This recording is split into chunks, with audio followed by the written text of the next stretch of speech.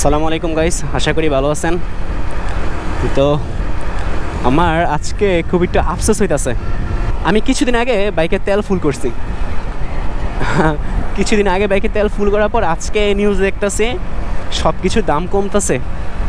আমাদের octane, petrol, diesel সব কিছুই দাম কমে গেছে। যেমন পেট্রোল আর অকটেনের দাম 6 টাকা করে কমছে। অকটেন ছিল 131 টাকা, হয়ে গেছে 125 টাকা। আজকে থেকে কার্যকর হবে আর কি। আর পেট্রোলের দামও কিন্তু 6 টাকা করে কমছে। আগে ছিল 127 টাকা, এখন হয়ে গেছে 121 টাকা, 6 টাকা কমে। আর ডিজেলের দাম ছিল 106.75 টাকা, আর হয়ে কমছে 1.25 টাকা, কমে হয়ে গেছে 5.50 টাকা।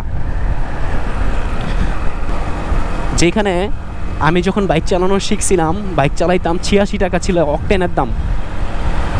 আর এই 86 থেকে হয়ে গেছে 120 টাকা বা 25 টাকা ছিল মনে হয় মাঝখানে, তারপর 130 টাকা, 131 টাকা, এখন আবার 125-এ আসছে।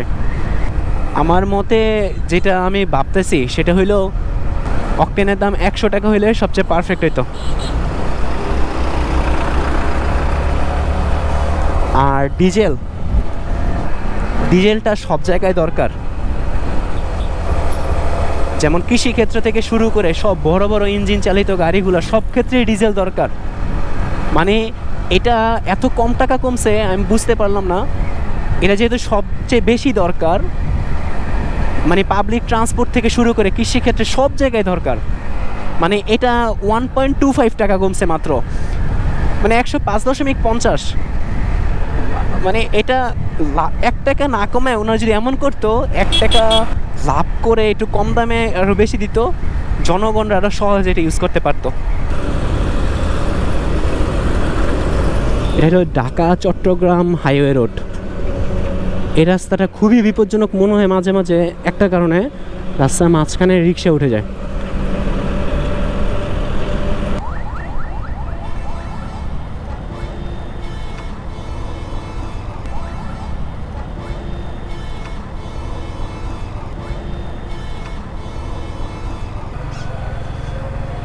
এটা হলো মদনপুর বাস স্ট্যান্ড,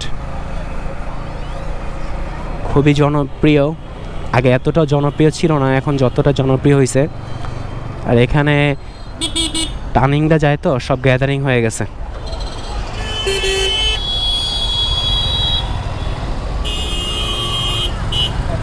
যে যেমন পারে ঢুকাইতেছে এদিক ওদিক দিয়ে।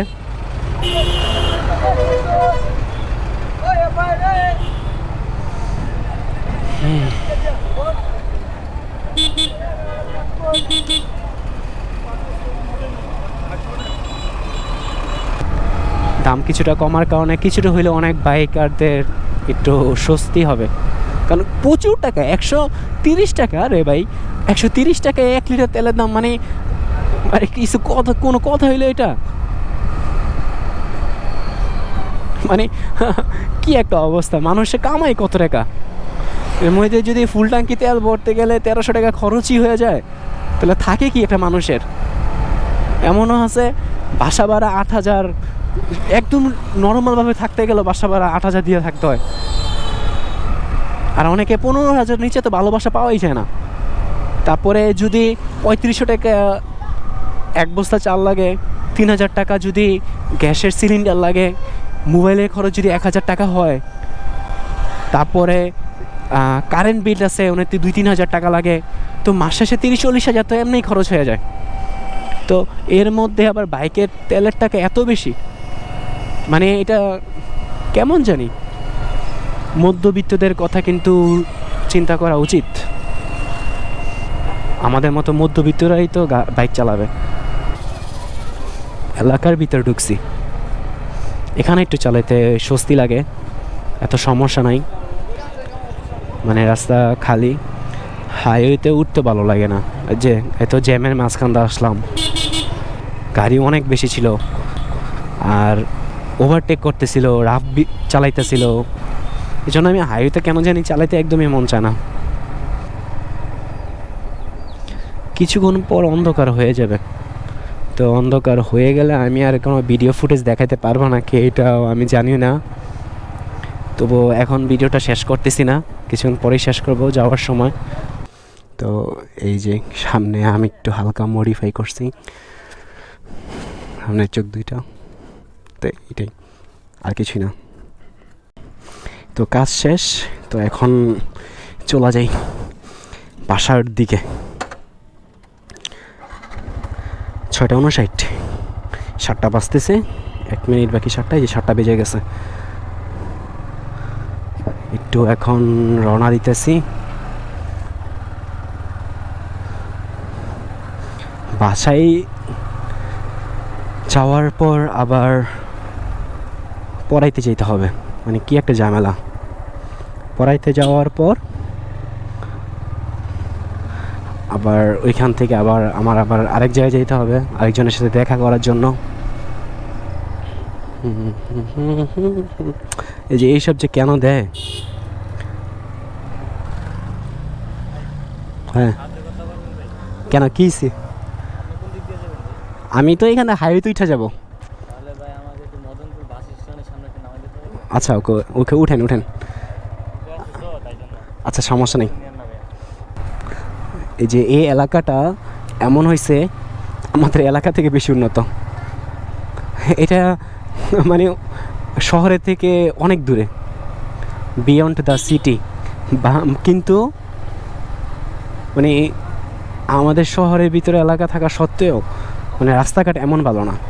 আমাদের এখানে রাস্তাঘাট ভাঙ্গা টেঙ্গা সব কিছু অবস্থা খারাপ হয়ে গেছে। এই যে এই স্ট্যান্ডটার কথা যেটা বলছিলাম, হঠাৎ হঠাৎ করে ঢুকাই দিবে সামনে দেওয়া গাড়িগুলা, মানে কি একটা অবস্থা, বাইকারদের জন্য রিস্ক।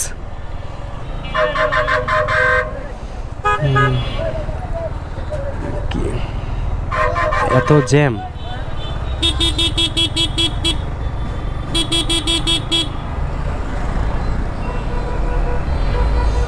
হাইওয়েতে উঠে গেছি।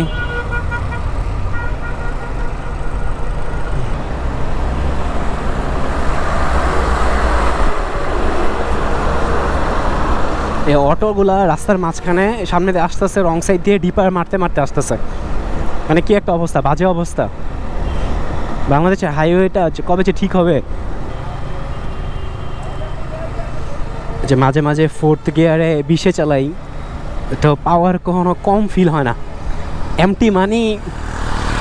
এমটি মানি পাওয়ার, মানে বাইক চালায় মজা পায়ে গেলে ওইটা ছাড়া যায় না। R15 তো নিতে পারতাম, কিন্তু এমটি নিলাম কারণ কমফোর্ট, R15 থেকে বেশি কমফোর্ট। R1 থেকে কমসে কম হইলেও 10 মাইলেজ বেশি দিবে। এই যে রাস্তা পার হইতেছে, এই যে সে বুঝলাম না এত ভিড় কেন রাতের বেলা, তো এখন এই সময় ভিড় থাকার কথা না। তো এলাকার ভিতরে ঢুকে গেছি, মানে কি একটা ভালো লাগে যে এলাকায় ঢুকলে, মানে কোনো বিরক্ত ফিল নাই, কোনো গাড়ি ঘোড়া নাই, জ্যাম নাই।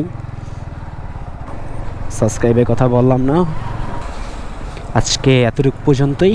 আল্লাহ হাফেজ, have a nice day guys.